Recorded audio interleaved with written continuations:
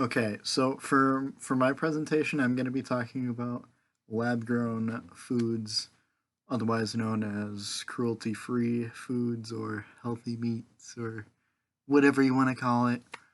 Basically, meat and other would-be animal byproducts being grown in a lab. This is a topic that has me very excited since I started looking into it. It like it was just recently, like just a couple days ago, uh, legalized in Singapore that now you can sell uh, lab grown foods and such like it like commercially. Like you can have them at restaurants and such. And that sounds really cool. Like I've seen like these little, they're calling them chicken bites. They're literally just some fried chicken, but it's the grown stuff. And just yeah, but that got me thinking, if they can make the meat, what else could we potentially be able to make soon? Like, could we make like eggs or something? Would these be considered vegan since like they're not, they technically were never part of an animal, so I don't know. That's a bit of a gray area and a bit of a rabbit trail. But uh, the this has potential to change some things in the culinary industry as far as I can see, at least I think. Because if they can recreate the meat from scratch, essentially, yeah, what can they put in it? Like, can they put like vitamins or minerals and such, and like give it certain benefits to eating it that the normal meat doesn't have? Like, imagine potentially eating a steak, but it has the benefits of like eating an orange or something. That would be awesome. This sounds so cool.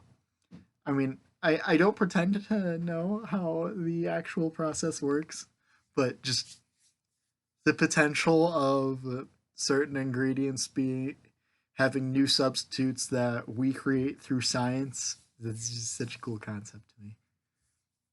But like as this whole uh like as this whole clean meat thing gets going, it's gonna get cheaper and more companies are gonna start doing it, and just eventually it might lead to the potential, like it's certainly gonna have some economic benefits and pros and cons. I mean to say, like it seems entirely possible that like if this gets good enough and gets going long enough and well enough, that maybe we won't need to know how to butcher things or something, because like we might be able to like grow the cut of meat that we want or something if it gets that precise, I want to say. Or like the need for livestock would probably, I would imagine it would plummet like significantly. I don't think there'd be nearly as much of a need for it if we can just make it like on our own. Granted, I don't know when we need to make it, but like it's a thought. So, oh, like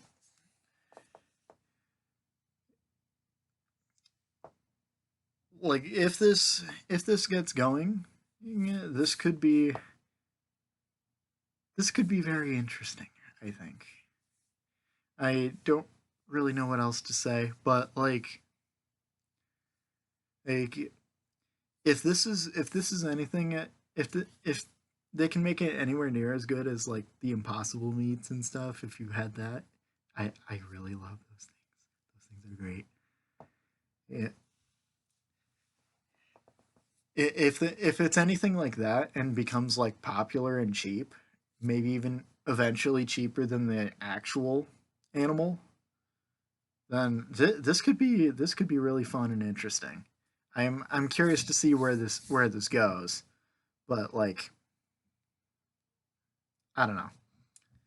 Oh, as far as nutrition stuff goes, it doesn't appear like right now. I don't think there are all that many differences between the manufactured stuff and the actual meats from like the living creature. But yeah, anyway, I'm excited to see where this goes, and this has been my 5-minute video presentation on it.